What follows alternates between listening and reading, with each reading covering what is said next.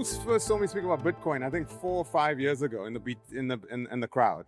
4 or 5 years ago. Remember when I spoke about it for the first time? What was the price of Bitcoin? It was about $16,000. Remember? What's the price of Bitcoin today? Okay. So best performing asset in the entire world for the last 10 to 12 years. There's no asset that's outperformed Bitcoin. And every time I come to one of these BizNews conferences, I always ask, what's the price? Okay, now today I don't want to talk about the price. I actually want to talk about something that's more profound, because I think something is up. Something is up that's quite tectonic, and I think a lot of us are just looking at Bitcoin from a price go up, price go down perspective. Alec did ask me to speak about both AI and Bitcoin. I'm going to talk about how these two things are actually interrelated and how they're coming together and what's happening in the world today. If you take a look at what Trump is up to, is actually very much interlocked and merging together. And I think we are not seeing it for what it is. And hopefully today I'm going to expound on that a little bit, and then Alec and I will do a bit of a Q&A associated with that. But I think something tectonic is underway. I believe we are birthing a new world order. I think things are changing completely all around us and we're not recognizing it. There's a book called The Fourth Order by Strauss and Howe, and they speak about where we are right now. Like every 80 years, something tectonically changes. There's 4 changes within that every 20, 30 years. They said from the year 2008 with the financial crisis up until now, we're kind of midway through the fourth of the fourth. So we're in the fourth change or the fourth evolution. And this is the crisis phase.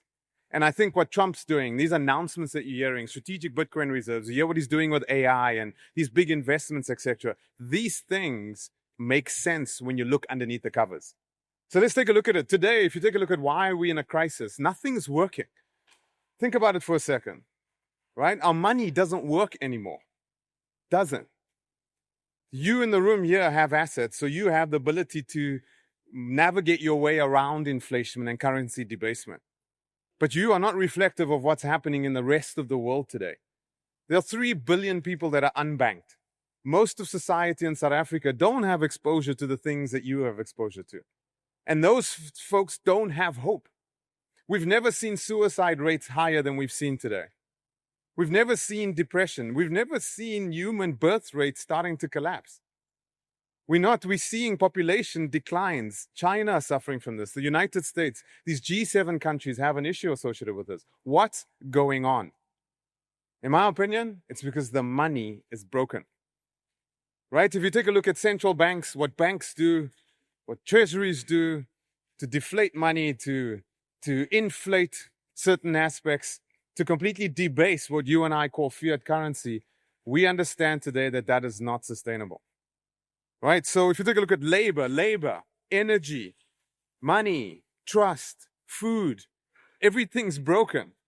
And what worries me about South Africa today is that we speak about things that aren't really relevant in this new world order. We speak about labor in a very much a 20th century way. We speak about money and VAT and budgets in a very 20th century way. When we talk about VAT, Donald Trump talks about a strategic Bitcoin reserve. And they talk about digital assets. And they're redefining money. They're moving money away from central banks and debasement, and they're moving it into this decentralized framework. And it's a new way to store value. A value that maintains its value over time. This is a redefinition. Labor. We talk about jobs. Guess what? AI is here. Most of you in this room know AI is here. So labor is going to be redefined. Why? Because intelligence is separating from human consciousness. And that separation of intelligence from human consciousness is going to be one of our biggest challenges. Because who we are, when we meet each other, what do we do when we meet each other? We ask ourselves, what do you do? That's the first thing we ask. What's your name? And the first next question is, what do you do? Our identity and who we are so interrelated, so dependent on the work that we do. But that is being redefined today. Artificial intelligence is birthing a whole new world order of jobs, work, and identity. We in South Africa, we fight for jobs in this old economic way. We talk about VAT, and our budget has no ideation inside of it. It's got no technological aspect to it in any way or form. And that's very, very worrying for me. Why? Because I believe AI and Bitcoin are very symbiotic. When you speak about these two things, you can't separate them out. They actually depend on it. Why? AIs need Bitcoin. Today, AIs do things in a very automated way, in a very dumb way. In the next 3 to 5 years, AIs are going to do things in a much more automated way. We've already seen some of that automation. When you get into an Uber, you know what's magical about an Uber ride? Wasn't the fact that you called the driver through a mobile app. You know what's magical? Is that you climbed in, you spoke to him, and you climbed out. And when you climbed out, you paid. And you paid without paying. The machine spoke to the machines, and settlement happened relative to that cab ride. We are going to see autonomous vehicles accepting payment in that way. Autonomous vehicles driving themselves to a fueling station to get their batteries charged back up. Autonomous vehicles driving themselves to a repair shop. And that transaction enablement will happen in a distributed way. So transaction enablement for AI will be Bitcoin. Authentication for AI and repudiation for AI is a massive gap today. The biggest challenge that we have in the world today when it comes to AI is what? Trust. We don't know if what it's saying is real. We don't know what it's showing is real. The images, the text, the verbiage, etc. It needs a repudiation layer. It needs a source of truth. It needs a place to authenticate and to prove it is what it is. You can clearly see on a base layer, just the most application layer aspect of AI. AI is going to need to transact. AI is going to need to repudiate and authenticate. And you can see the marriage between that and a network like Bitcoin that enables true trust, decentralized trust, where you can't switch things off. It's immutable, right? Irrevocable. You can see the synergies there, but the synergy that I'm most excited about is what Bitcoin does for energy, for AI. AI's biggest challenge right now is energy networks. We have a big challenge in this country and in every country in the world when it comes to our grids. Our grids are old. Our grids are not keeping up. We want to transition to new sources of energy, renewables, etc. We want to bring things back, but the problem with our grids is that they were not built for the energy that we require. What Bitcoin does, and I want all of you to take this away today, go study Bitcoin mining more.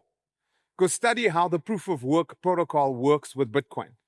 Bitcoin miners are power hungry. They're these machines that you plug in, and these machines consume power. And what's beautiful about them is they have certain attributes to them. They have the ability to take energy and give energy back in nanoseconds. And the ability to consume energy and to give it back at the rate. They can consume gigawatts of energy and give gigawatts of energy back in nanoseconds. You can switch off a Bitcoin mine and decommission it, and you can bring it back up again instantaneously. We have never seen a consumer of energy with that profile and that capability. And because it can do that, you know what it does? It stabilizes grids. Bitcoin mining stabilizes the grid. Today in Eskom's got massive problems. Why? Duck curve. Right? It's a traditional problem all over the world, duck curve. In the morning, you shave, you use the geyser, kettle, etc. Then you leave, and what happens? That's the head of the duck, and you get to the back of the duck, and you come back home again, you get the tail of the duck. You shower, you do all the things at home. We consume energy most in the morning and in the evening. In between is the big challenge for energy generators and providers. They call it the duck curve. And what did Eskom do over the last 24 to 36 months? They allowed us to deploy so much solar on our business roofs, on our personal roofs, etc. We actually, the number inside of Eskom the other day, the number that was disclosed is up to 3.8 gigs of solar was deployed. We took 3.8 gigs off the ducks back. So what happened was the ducks back collapsed. So now Eskom has a problem. They've got to give you all their power in the morning, and then the ducks back collapses, and there's this massive gap in the evening. You want the power again. Those turbines, what do they do in between that in the day? And then guess what? We've got all these renewable energy projects happening. All this wind, all the solar, all this stuff trying to get onto the grid. But when the sun is shining and giving, that's not when Eskom needs the power. Right? When the wind is blowing, it's not necessarily when the grid needs that power. So what happens is renewable guys can't get into the grid. Eskom struggles because they've got to slow down these massive turbines, and then they have to boot them back up again. And just slowing those things down costs so much money from a maintenance perspective. Now, guess what? You introduce a Bitcoin mine. You click a Bitcoin mine into that entire equation, and what you get is something that can consume all that power instantaneously and give it back instantaneously. And guess what? You create grid stability. The cool thing about a Bitcoin mine, you know what it does? It makes the economics of renewable energy make more sense. You can start generating monetary value from source before the transmission lines are even in the ground. We're seeing it in Africa, where they're breaking hydroelectric plants. They're building them out before the transmission lines are even laid down. The Bitcoin miners are spinning up. They're generating energy. They're converting that energy into BTC, into Bitcoin. And that Bitcoin funds the transmission lines that get built out. More than 50% of the energy in the world today utilized by Bitcoin, this massive network, is renewables. It's gas, flared gas. Instead of flaring it up into the atmosphere and burning it, we grab that and we suck that into a Bitcoin mine and we convert that gas into energy and we make Bitcoin with it. Methane emissions, curtailed energy, stabilizing grids. AI needs this. Because AI needs these energy grids to mature up. That's what Bitcoin does for AI. So you can see the interrelation between these two things. So there's massive. So when Trump did the SPR and he announced the SPR, don't look at it like this guy's just buying a bunch of, or he's taking a bunch of confiscated Bitcoin. And read more into it. There's more at play here. He's done the SPR. He's told the Bitcoin miners he's very friendly towards them. He's encouraging Bitcoin mining. Right? He's made it very clear that he's going to acquire more Bitcoin in a budget-neutral manner. Right? He's issued out what they call bit bonds or bond bits. It's a 10-year bond issued out by Treasury. 90% of that money that you spend on that bond goes towards government, and they utilize the 10% of that bond. You know what they're going to do? Buy Bitcoin. At the end of the 10 years, they pay you out your interest. And guess what? Whatever the Bitcoin price is at that time, you halve it. They take half, you take half. They are blending it into their debt reserves. They're making their debt more attractive in this way. Tether is another company, and I'm going to talk about that from a stablecoin perspective. Expect in the next 12 to 24 months, little prediction, I believe Tether, and I'm going to talk about Tether in a second, will become a stablecoin regulated inside the United States. If they do this, they will digitize the dollar truly in a governed way, and they will rule. That will be the global reserve currency for the next 100 years again, if they do this. Very simple. Strategic Bitcoin reserve, Bitcoin mining, stable coins, and the whole AI play. Can you see the new world order birthing? Brand new intelligences, disparate species of cognitions running on energy grids that have been matured up by this thing called Bitcoin. Interoperating and talking and transaction enabling and authenticating, utilizing this base layer that we call Bitcoin. This is the new stack. Our current order is based on land, military power, right? It's based on NATO and WHO and OPEC and those things. Those things don't matter so much anymore. That's why you see Trump pulling out of those things. Because in a world of abundance, when we move into a world where energy is abundant, where intelligences are abundant, where money cannot be debased anymore because it's now algorithmically controlled and it becomes the substrate to humanity, that's a new dispensation and that's a new world order. And that's what's happening at the moment. So I just want to go through some of that. So the fourth turning I spoke about, I want to talk about some of the things about Bitcoin's attributes as it is today. Now, Alec told me no slides. That's why I'm not putting up slides, and I can't remember them all. So I'm going to go through them. So right now, what is Bitcoin? Bitcoin is not this thing that money go up, money go down, play money. Two people met me earlier today at the back of the tent and asked me, is this thing going to go to zero or not? I'm like, geez, wait, what? Have you ever in the history of mankind seen a $2 trillion asset go to zero? Bitcoin is now the 8th largest asset in the entire world. It is bigger than Saudi Aramco. If it hits $150,000 to $180,000, it comes very close to NVIDIA. If it goes beyond $250,000, it's on its way to gold, which is sitting at around $16 to $20 trillion. We're marching on our way to gold. $900 trillion of assets in the entire world. Commercial real estate, gold, art, keep going, right? Equities, etc. All together. 50% of that 900 trillion, 450 trillion. You know what that 450 trillion is? People attempting to store value over time. What's the best mechanism for storing value over time ever invented by mankind? Is this thing called Bitcoin. So it's going after that. So 8 largest, it's the fastest growing asset. It's the most popular asset. It's the most interesting asset. It's the most digital asset. It's the most useful. It's the most global. It's the most scarce. It's the most impenetrable. And you think it's going to go away, right? So I want to put some of these statistics on the table. What is this network actually? It's 20 gigawatts of power. Michael Saylor came up with some of these stats, and we've known some of these stats for a while. It's 20 gigawatts of power. It's 820 or 860 exahashes. Hash rate, computing power. It's got almost a trillion invested in it. There are now 400 million BTC hodlers. 400 million. There are now 650 million crypto hodlers, depending on the Bitcoin network. It's got 4 million ASICs, Bitcoin energy machines. Those machines I told you that consume energy, there's 4 million of them securing the network. A total of 1.5 billion ASICs chips. And that's equal to, if you wanted to attack that, you know how many laptops you'd need? Just over 1 trillion laptops. There's no government in the world that can hack it. There is nobody that's ever, it hasn't been hacked. It cannot be hacked. It's completely decentralized. And guess what? What was a major announcement was stablecoins. The CEO of Tether is in the United States right now.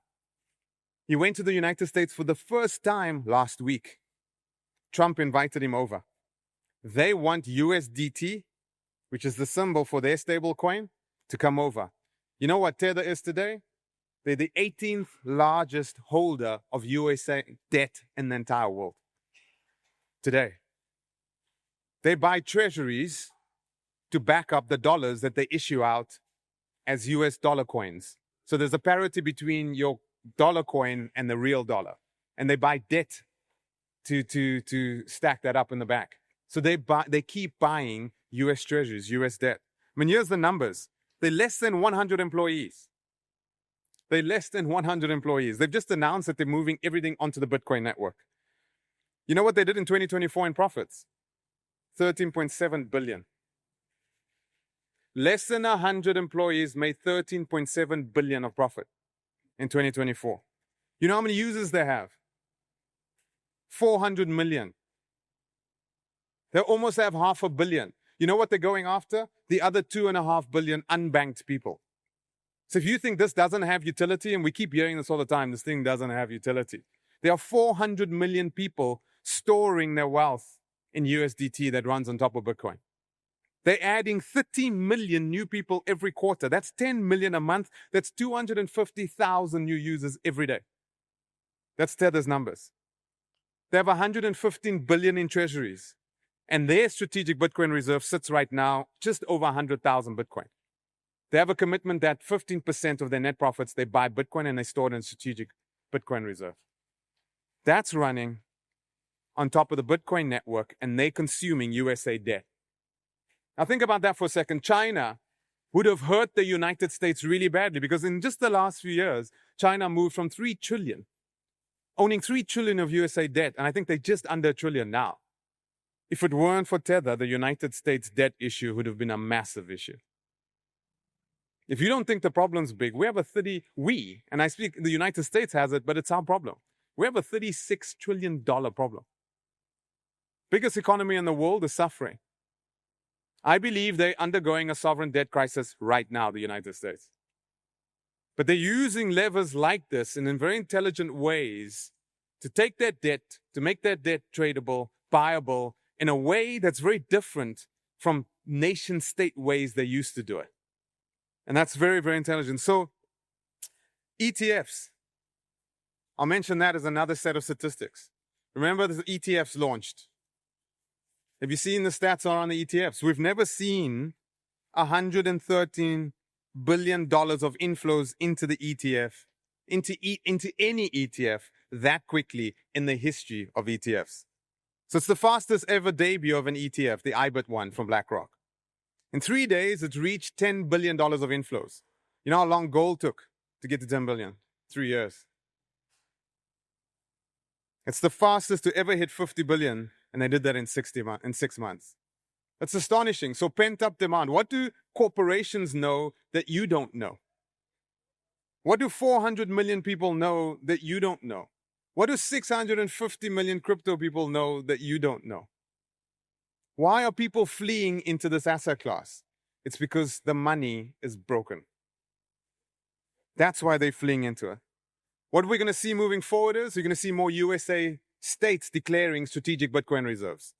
I believe Utah will be the first one. It's either Utah or Texas. Go take a look at the size of those two economies combined in relation to South Africa's economy. Just go take a look at the size of Texas' economy, their GDP. That's going to establish a strategic Bitcoin reserve. Why? We're going to see at least 12 to 20 states over the next 12 to 24 months establishing strategic Bitcoin reserves. Abu Dhabi just declared that they have been buying ETFs like mad.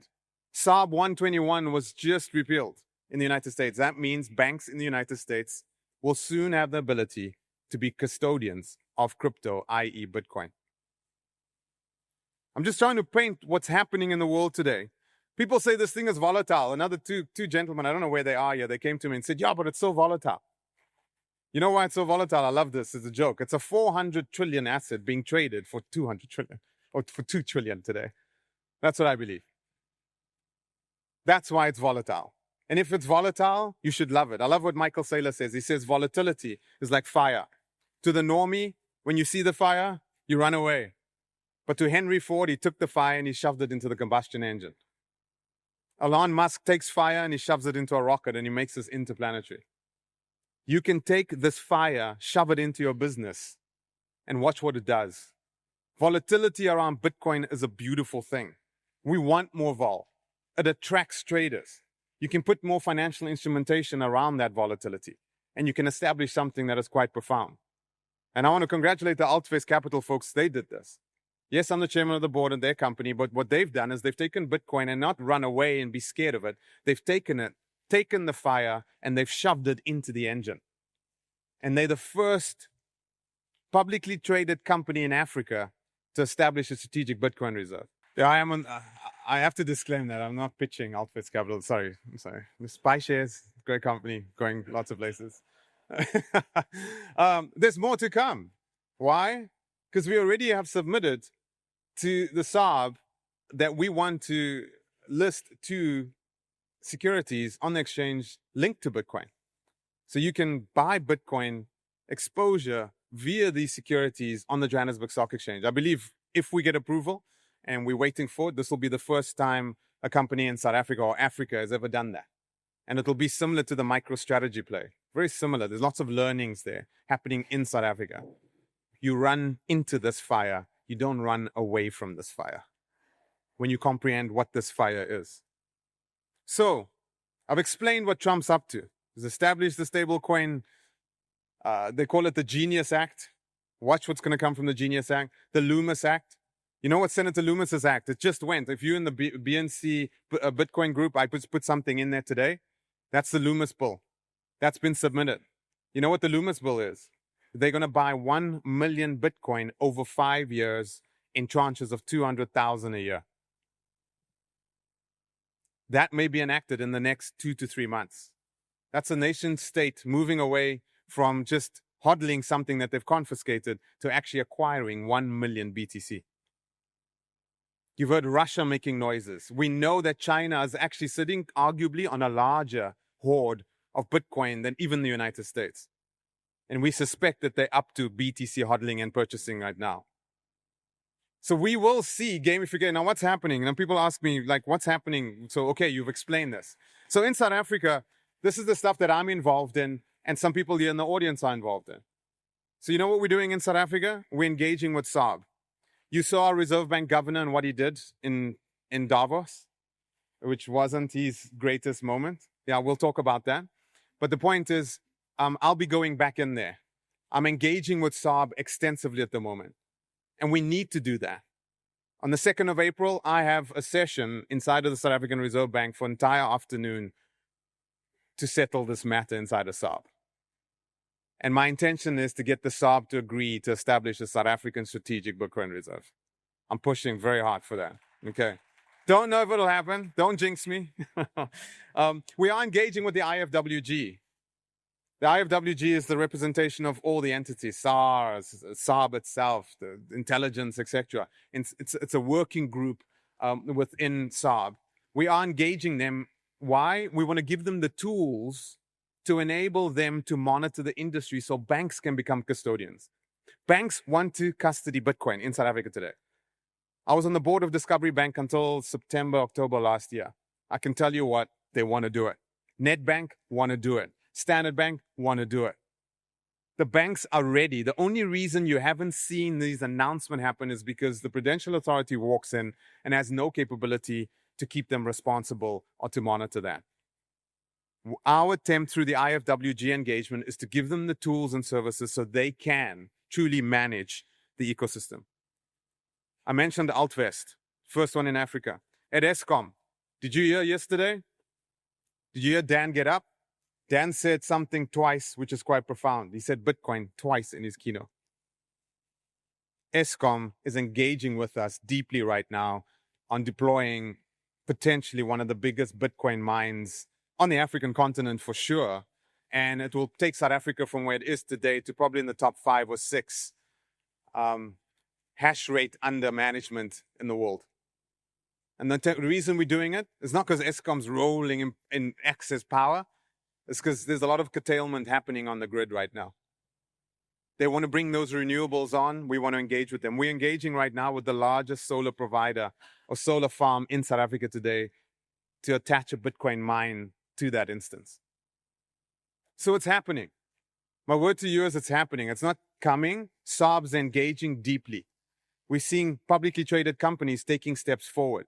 Eskom itself, right? Where are we at with Eskom right now? I can't disclose because we are under NDA, but I'll tell you what, we've made more progress than we've ever made before. And they need Bitcoin mining badly. They've got assets, they've got everything, and we can leverage those. And through that, South Africa can actually start creating a Bitcoin stockpile.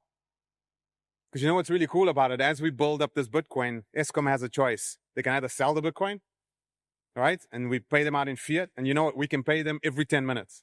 They've never had a customer that can consume 2 to 5 gigawatts of power and give it back to them in nanoseconds that can pay them every 10 minutes.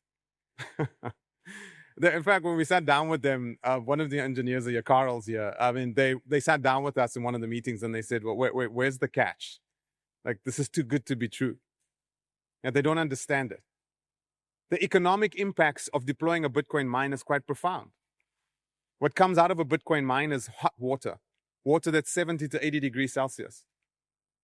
You know what you could do with that water? In a stupid way, you can build a community pool that's heated. In an awesome way, you can enable aquaponics. In a really awesome way, you can enable tropical fish farming with that water that comes out of it.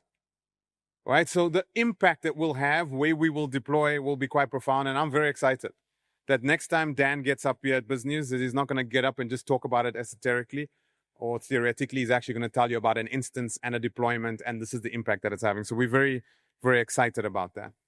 Okay, I'm going to stop there. But in closing, just before we go to Q&A, I think when you look at all the things that are happening, look at the data. Look at it underlying, and don't just think about these things in silly terms. Number go up or number go down. It's much, much bigger than that. And I think there's a new economic world order birthing right now. And AI and Bitcoin is the underlying currents that is pushing us forward in that direction. Thanks so much for your time. Okay, how are we doing this? I forgot to open up my shirt. I had a t-shirt yesterday that said, I told you so, but I thought I wouldn't wear it on stage today because I didn't know what the Bitcoin price would be today. Oh, Stafford. Boy, did he tell us so. He's been telling me so since, I don't know, what price? I think the first time you and I chatted about it, I think we were 12, 11 or 12. No. We were below 1,000.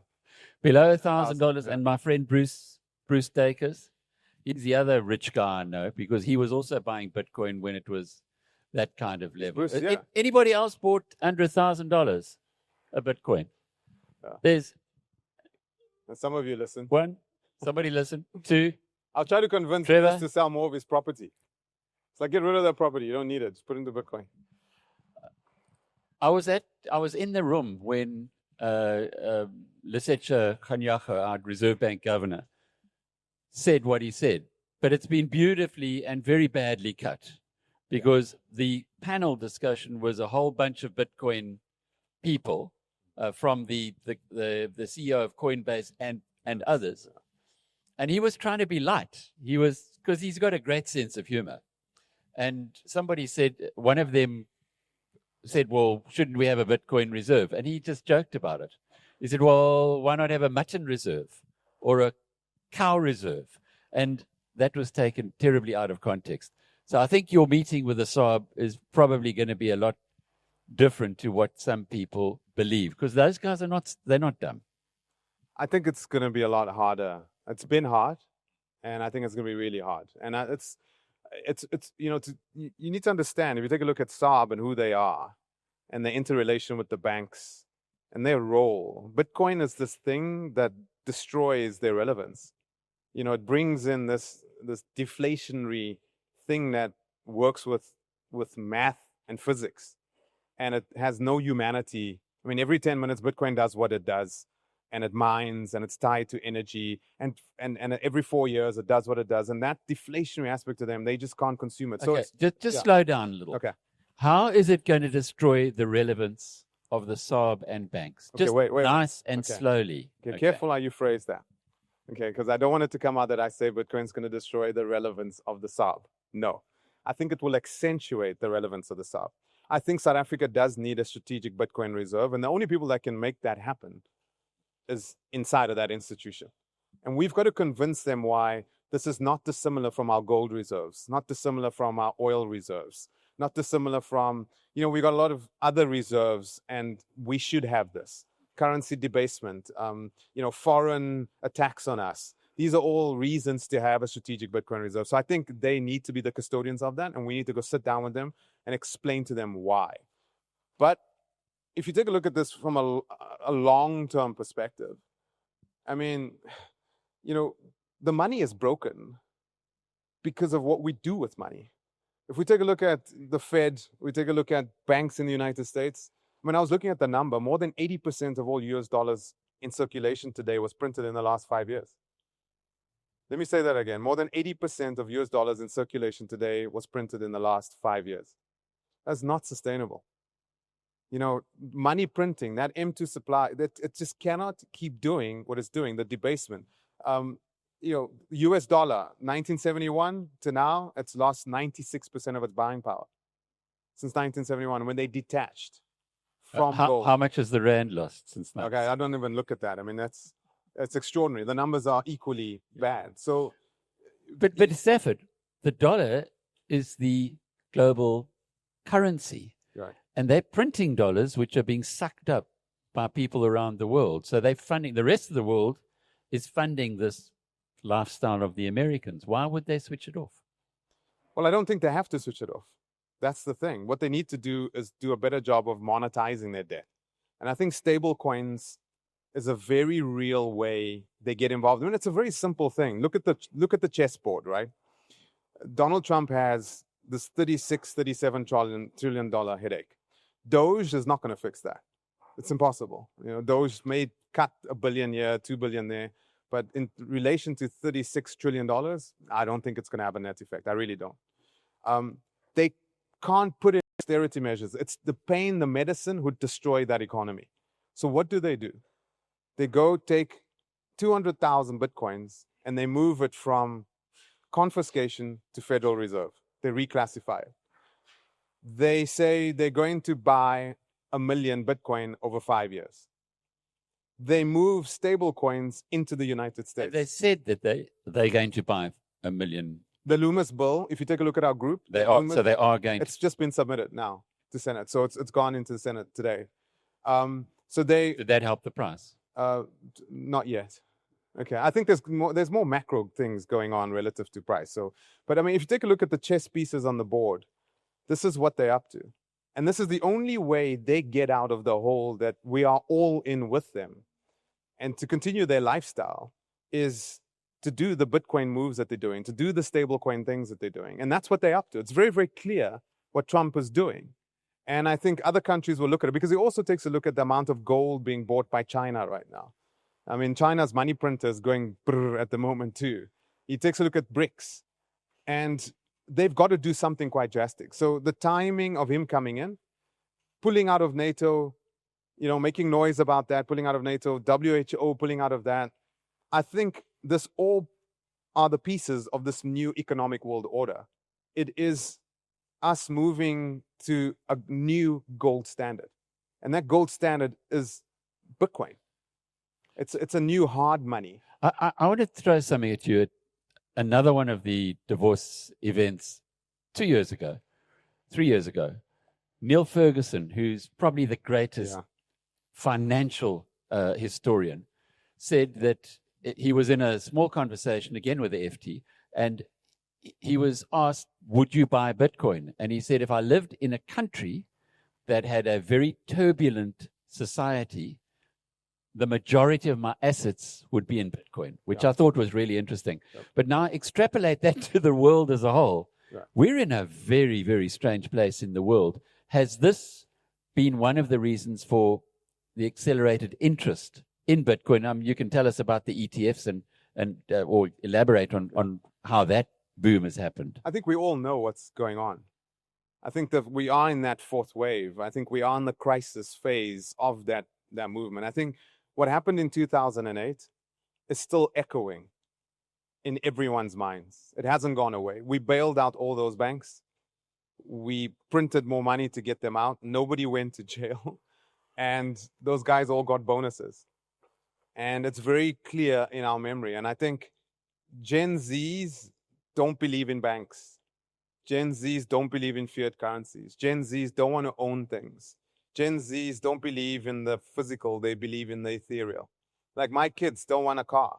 I have a 24-year-old and a 21-year-old. They don't want cars. They want, the Uber app with my credit card.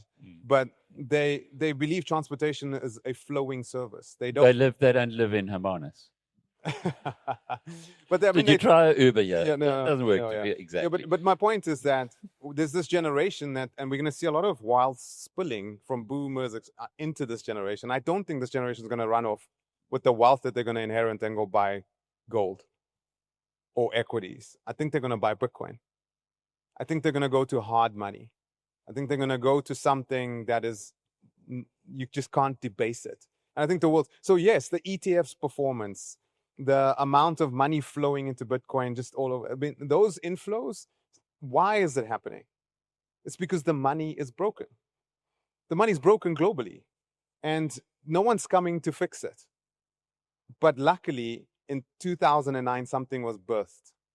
And that something is the substrate that we need to give us hard money again. We want gold, but gold just doesn't work in the new dispensation. Gold doesn't work in a digital phase. Gold is, you can't pick it up and it's not easily divisible. We don't even know if all the gold is in Fort Knox. So we don't even know if all the gold in Fort Knox is gold. There's all these challenges. So all these old instruments that we depended on in the 20th century don't work in the 21st century. Can you imagine that scandal? We had Koki telling us last night about the oil, the salad oil scandal. Yeah.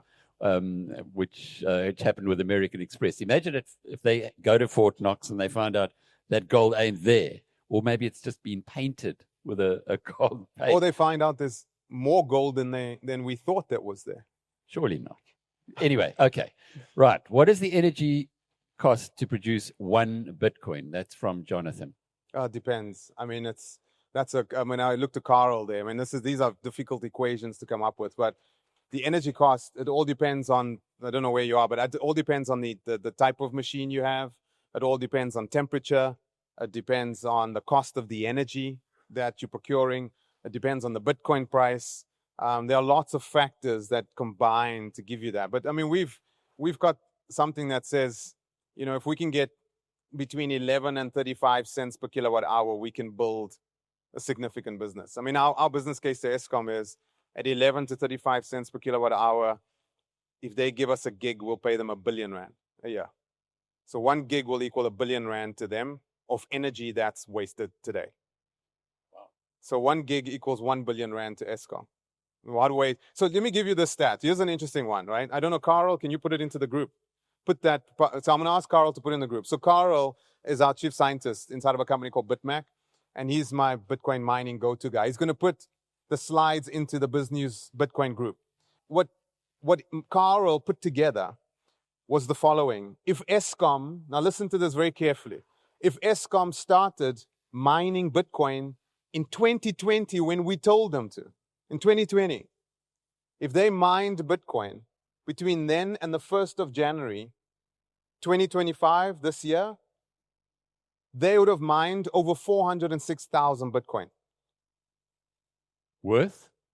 If they cashed out 50% of that, they would have paid off their debt, their 400 million rand debt, and they would be sitting with 400 million rand in surplus. Let me say that again. In 5 years of Bitcoin mining, including load shedding and only with curtailed power, giving us 2 gigawatts at a 60 to 70% availability over those 5 years, Eskom today, if they didn't trade and they just hodled, would be sitting with 800 billion rands of Bitcoin. They would be sitting with over 400,000 Bitcoin. But Steph, anybody who'd listened to you in 2020 and bought Bitcoin would be sitting in a similarly fortunate So we're telling them again we are today, where we are. for the next 5 years, Okay. mine Bitcoin, and the numbers that we believe the numbers that we showed them for the last 5 years will be dwarfed with the numbers laying ahead. That's why you're wearing a T-shirt. How do the Bitcoin mines give the power back to the grid? Well, very simply put, we look at it this way. We connect to the grid, and we get that energy when it's available, and we give Eskom a big green button and a big red button. Let's give them an orange button and a big red button. Okay, so the orange button they hit when they have power for us. So as the power demand goes down and those turbines are spinning and they don't want to slow down, they hit the orange button. We take all that power instantaneously. We use it. When they want their power back, they hit the red button and we give it back to them instantaneously. Has anyone else done that in the world? Yeah, it's happening all over the world today. I mean, if you take a look at the ERCOT, so if those of you that are like, how the engineers, I'm very happy to sit down with the engineers afterwards with Carl and talk you through it. But if you take a look at the Texas grid in the United States today, remember 3 winters ago, remember they had the big freeze. And Warren Buffett and the Berkshire Hathaway guys went in there and they said to the Texas ERCOT guys, spend 18 billion rand, $18 billion, and we'll put in gas peaker plants. And gas peaker plants are plants that run, and when demand drops down, they grab the demand and then they burn electricity. So you don't have to slow down your equipment and your boilers and all of that. That would have been 18 billion. The ERCOT guys put in Bitcoin mines. And when they did, that's when Warren Buffett came out and said, it's rat poison. That's the time he said it was rat poison. Why? Because he lost the Berkshire Hathaway lost the gas peaker plant deal with the Texas ERCOT grid. But when they did that and they attached the Bitcoin mines to the grid, they created such immense grid stability and they could expand out on their deployment, etc., that in the last 2 or 3 winters, if you take a look at the ERCOT grid, irrespective of the weather and the cold snaps and the demand, they never switched off. They never cut out. And that was directly related to the Bitcoin mines. And if you want to go Google that, go look at YouTube, you'll see the ERCOT management team actually speaking about exactly technically how they did it over there. But they utilized Bitcoin mines for that. And obviously, they got Bitcoins from it. So they solved their grid stability issues, right? Their demand issues. It enabled them to bring more alternative energy onto the grid, and it monetized their curtailed energy. Martin's got a question. He says, and this was one that often troubled me. What is the risk of Bitcoin being hacked? With the advent of quantum computing, experts say that Bitcoin becomes decodable or hackable. Also, Bitcoin isn't the only cryptocurrency, so there are hundreds of other cryptocurrencies. What will happen when people shift to other cryptocurrencies? Okay, I don't know. That's a lot. So first of all, I'm going to say... All right, you're a Bitcoin, he's a Bitcoin, maximalist, other cryptocurrencies, rat poison. Well, Trump did it. You don't see XRP, Solana, Cardano, shitcoin, purple coin, yellow coin in the strategic Bitcoin reserve. You don't see it. All right. So we'll leave that part of the Okay, let's the leave first that part. What about Ethereum? Let me say this with Ethereum. Stay. You want to make $1 billion, 1 million? Buy Ethereum. Okay. What was just remind me the first part? You want to make a big fortune? You want to make a small fortune? Get a big fortune, put it into Ethereum. That's what he's saying. Yeah. Right. Okay. Well, just the first part of that question. The first part of the question was, what about quantum computing hacking? Oh, that's a good question. So this always happens whenever someone makes an announcement around quantum computing, and then you'll kind of see the Bitcoin price wobble. And that's because people have the theory that when you've got quantum computing, then you can take the elliptical curve, cryptography, and the SHA-256, all these cryptographic aspects of Bitcoin, and you could actually gain access into Bitcoin. Well, a couple of things with that argument. A simple thing says, if we have a quantum computer, we'll have quantum cryptography. Okay, that's the simple thing. We'll invent quantum cryptography. And it's very easy to implement a change on the Bitcoin network should that happen. We could really pivot to a new derivative, a new fork of the chain, and that would be the fork. So all your Bitcoin would move. You'd have a copy of all the Bitcoin that you had on this chain, on that chain, and we'd have a new fork. We could do that very, very simply. So in the event of quantum computing. But quantum computing is it's far away, number one. Number two is if you have a quantum computer, you're not going to hack Bitcoin. You're not going to go after the $2 trillion. You're going to go after the 900 trillion of stuff, the 450 trillion of stuff that's actually out there, right? You're actually going to go for that, not this little Mickey Mouse thing called Bitcoin. You're really not. And also, if you've got a quantum computing, what people don't understand, your energy signature, with that, we will find you so quickly. So when you switch that thing on, boom, we hope you're next to a very big power source. First of all, because if you're going to take on the Bitcoin network, it's not just taking on algorithmically the cryptography itself. You've got to take on that exahash of power, right? So you're going to have all that power, and if you finally achieved it, you've kind of lost out because we know where you are, and we'll find you with your quantum computer. So if you really look at the practical aspects of a quantum cryptography hack, it's impractical. If it happened, we could fork the chain and we'll find the person that did it. And I think Bitcoin has less to worry about. I think the world banks would have more to worry about. I would go after every fiat bank in the entire world if I had a cryptography machine that could do it. I'd leave Bitcoin alone. Who's we? We'll find you. We're going to fight. If you take a look at it, it's the Interpol, the FBI. But you're not them. That's we. Yes. Okay. Yeah. What happens, a great question from Stafford, something I've been thinking about as well. What happens to the miners, Bitcoin miners, once Bitcoin has been mined out? Well, miners make money in two ways today. They make money off the transaction fees and they make money off the issuance of Bitcoin. So they'll make money off transaction fees. But that's when it runs out in 2140. But I believe a lot will happen with Bitcoin mining between now and 2140. I think Bitcoin miners, if you take a look at the businesses today, what's very, very interesting is they're taking a lot of their power and they utilizing it for AI. So the AI compute needs that are out there, you're seeing Bitcoin miners opening up. So when they don't have power from the grid because they're taking only curtailed or they're on-demand power, so whilst they give that over to the AI. So you're seeing a split between Bitcoin mining and AI. They're diversifying their portfolios. Also, what we see happening is Bitcoin miners are selling less and less of the Bitcoins that they have. If you take a look at the big Bitcoin miners like Mara and Riot and these big Bitcoin miners, what we see them doing, they're actually hodling their Bitcoins. And that's going to create more scarcity.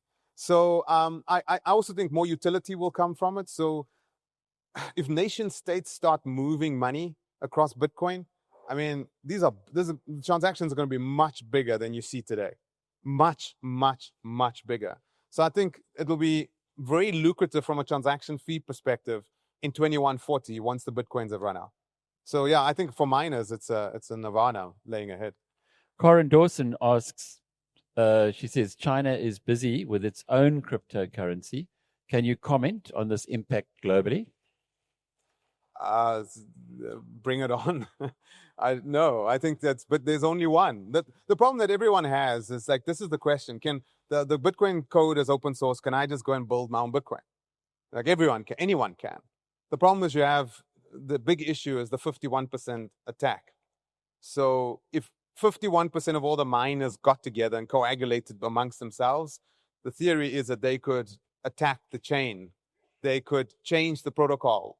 They could have a negative impact on Bitcoin, right? That's the theory. But to achieve that with a network that is so decentralized is almost impossible. Almost impossible. So I do not believe a nation state will rise up right now with their own cryptocurrency and come after that. Will we see them trying something that's like a shitcoin? Probably. They'll try it and they'll claim that it's faster, it's better. It'll be like an XRP clone or a Solana or Cardano clone, maybe, but it won't be Bitcoin. There will only ever be one layer one. There will not be another layer one. There is only one, and there will only ever be one. Okay. Yeah, thank you, James. The one-handed clap. Another. Show your cap. Steph, Jan van der Westhuizen wants to know, how do the majority of the population in South Africa buy bread with Bitcoin? It's happening. Go Bitcoin Ikasi. It's happening. There's a township here on the coastline close by. The whole township runs on Bitcoin. They save in Bitcoin. They spend Bitcoin. They do haircuts. They earn Bitcoin. And what they're using it's not Bitcoin layer one. There's another layer on top of Bitcoin. It's L2, layer 2, and that's the Lightning Network. And if there's one thing that's not being focused on enough in the world today is the Lightning Network. And the Lightning Network essentially is this peer-to-peer layer on top of Bitcoin that abstracts the transaction away from the actual mining happening. And it can happen on channels above Bitcoin. And when it's finally closed, then it happens inside of Bitcoin. I'm not going to explain Lightning here, but essentially Lightning enables hundreds of thousands of transactions a second instantaneously on the Bitcoin network. So you know that thing about Bitcoin so slow every 10 minutes? We like that. We want Bitcoin to be slow. We don't want Bitcoin to be fast. We want Bitcoin to be tied to energy. We want math and physics to do the transaction management. We don't want some cute Silicon Valley engineer with a couple of machines scaling up transactions. We don't want that. Bitcoin we want the oil tanker to take 20 miles to make a U-turn. Okay, that's why countries like Bitcoin. But on the top, we want noise, we want speed, and that's layer 2. That's the Lightning Network. And that enables people with wallets which live on layer 3. So they download Wallet of Satoshi, Moon Wallet, whatever those wallets are on the top. And then they populate those wallets with their Satoshis, and they walk around and they spend their Satoshis, and that's instantaneous settlement amongst them. And that they're not spending the fees that you see on top of the Bitcoin network, and it's not as slow. It's instantaneous settlement. Are those wallets like your wallet in your phone? Yeah, you can download it. I mean, if you have, go download. The one that I use is the Moon Wallet. I mean, there's Wallet of Satoshi, MUUN. Download it, send some Bitcoin into that wallet. Just send like 10 rands worth of Bitcoin into that, a few Satoshis. And then when you meet somebody else, just pay them and see the transaction. It's the fastest exchange of value in the history of humanity. How many people accept it? I mean, we got hundreds of millions of people in the world. I mean, I did a demo at a conference where I showed the utilization of the Lightning Network and Bitcoin to take rands over the Bitcoin network and settle in a pub in pounds in a nanosecond. But I'm talking more of what's happening in the African continent, for instance. Is somebody in Malawi able to get value from someone in South Africa through instantaneously? Yes, absolutely. Yeah, instantaneously. Yeah, remittances is remittances is a more multidimensional thing. But yes, remittances there's quite a few companies right now that are using the Bitcoin Lightning Network with wallets for remittances. It's happening. And then it really drops the cost of a remittance. I mean, you can send, you know what's really cool with this? Right now, remittances is broken because of the transaction fees. Yeah. So if you go to one of these retailers, so you go into a PEP allows you to do remittances, right? You're Zimbabwean, you want to send something to Harare, or you're Ghanaian, you want to send something to Ghana. The problem is you have to have at least 800 Rand to 1,500 Rand to actually do a remittance because of the transaction fee. And when you do it, it's clunky, right? And it's kind of, you hope it's going to work. And when they get it over there, they're standing in a line waiting. If you do it across the Bitcoin network utilizing Lightning, he could be standing. He doesn't have to go to PEP. He could be standing with his phone, and he can send 20 Rand for the loaf of bread when his mom pinged him that she's in the line and she needs to pay for the loaf of bread instantaneously. And that will be accepted where she's buying the loaf. Yeah, provided the merchant accepts it, yes. And how many merchants do accept it? Well, that's growing. It's growing. More and more merchants are accepting. But now, at this point? It's infancy. It's not where we want. I mean, Pick and Pay accepts this. Pick and Pay works this way. You can go into Pick and Pay with your Luno, Vala, or your Moon wallet, your wallet of Satoshi, and you can go settle inside of a Pick and Pay for your groceries today. And notice the transaction speed when you're there. It's faster than your credit card. And guess what? Pick and Pay gets those Satoshis immediately. When you pay with your credit card, Pick and Pay gets their money after 3 to 5 days. How come they are ahead of the game? Is that Sean? Yeah, no, I think it was before his time now. I thought so too, yeah. No, it was a Skunk's Work project that started growing. And I think they're doing many millions of transactions per day. And the thing is, people don't talk about this. The media doesn't pay attention to it, but it's happening. And when you start unfolding the numbers, it usually shocks people. Like, wait a minute, I can go to a Pick and Pay and I can pay with my Bitcoin? Yeah. Take your Luno or your Vala wallet app, go to the kiosk in the front and ask the lady, how can I settle my bill? And watch, you just tap it and it settles. You walk away with your groceries, utilizing your Bitcoin. How many premium subscribers are here? Okay. Once you're a premium subscriber, you can join one of the BizNews WhatsApp groups. It's only for premium subscribers. There is a phenomenal Bitcoin group, very, very active, and Steph spends a lot of time there educating people. So that's another reason to join up. And it's premium. A Bitcoin only group. So yeah, don't not ask Ethereum. He's not gonna take your question. I'm never gonna ask us questions. But the other question is, will you please just tell us about the Bitcoin standard and the fiat standard? Have you still got copies? Yeah, it's good. There's a new one out. You got a copy of that still? Yeah, we got the Bitcoin standard and the fiat standard. Those are great. Brilliant. I see them there. Thank you. I mean, those are, if you want, so I always tell people, don't go buy Bitcoin, go study Bitcoin. Go study it. Okay. And a great way to start is the Bitcoin standard and then the fiat standard. You can start with either one, but they're quite academic. There's a book that's out right now, and it's a book that I think is the best book to step into this world. It's called The Big Print by Lawrence Leopard. Get that book. I read it and I was blown away. Unfortunately, it's still in Kindle. I don't know if it's hardcover yet. Definitely not in South Africa yet, but it's The Big Print. And that book's, if you want to orange pill somebody, if you want to understand things better, that's the book to get. I finished it last week and I was blown away. He completely unpacks the fiat world, and he talks about the currency debasement. He talks about the Fed. He talks about money printing. He talks about the American life and how American life in the 50s, 40s, 50s, 60s, it was a one income home and it had cars, etc. And like that, if you fast forward to today, like that's not possible. He talks about the suicide rates. He talks about the fact that we are all living a fiat lie. I mean, if you live in the fiat world, you live a lie. And the beauty about Bitcoin is Bitcoin it's like Neo in the Matrix, where that thing comes out the back of his head and he actually looks around and he realizes that everything's a lie. When I came into Bitcoin, what I loved about it was the fact that it taught me about money. And that's the beautiful thing about Bitcoin. My daughters, my 21-year-old and my 24-year-old, they understand money because of Bitcoin. I didn't explain Bitcoin to them first. I explained money to them first.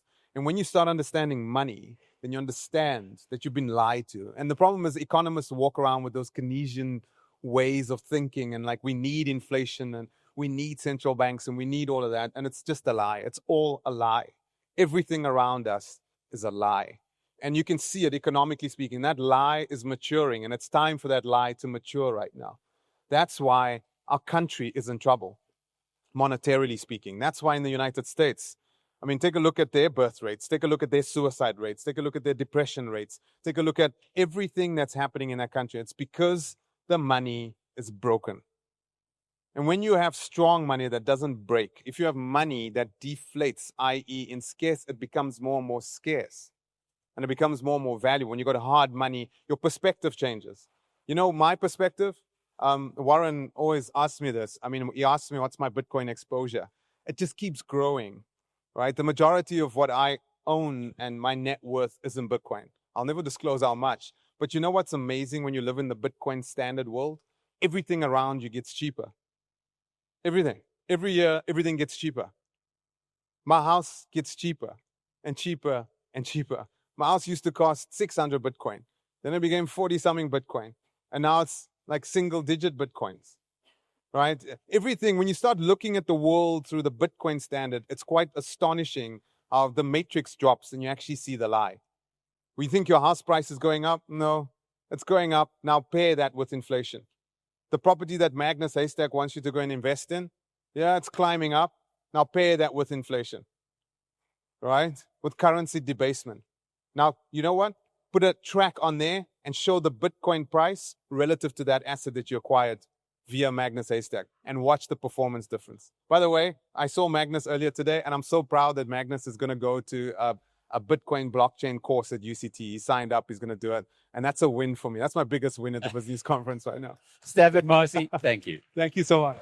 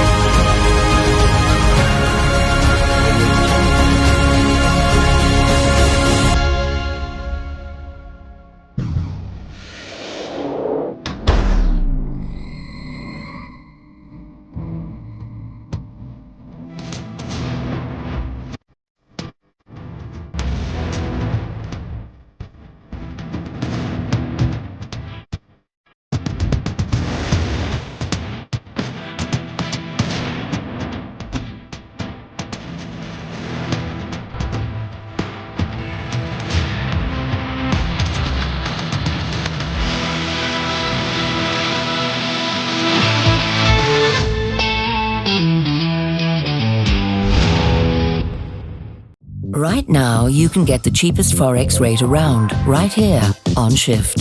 Pay less for your dollars, pounds and euros here, and get to shop more here, and do more here, and enjoy more ooh la la here. Shift also lets you trade and transfer currencies, and buy shares in the world's best companies. It all happens right here on Shift.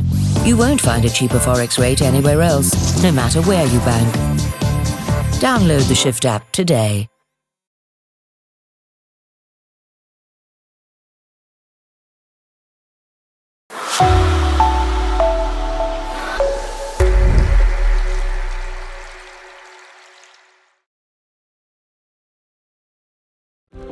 In the world of business banking, projections, numbers, and your bottom line can often triumph over relationships.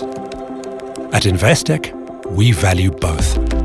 That's why we understand that running a successful business takes endurance, drive, and partners who are willing to walk the journey with you. Make the move from business as usual to Investec Business Banking. Out of the ordinary.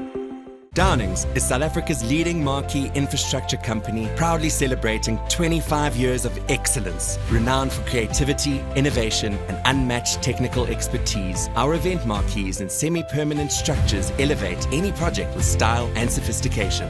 Whether it's a corporate event or a commercial project, we tailor every structure to meet your needs with world-class precision. Visit downings.co.za to consult with our expert team. Downings, your trusted marquee specialists nationwide.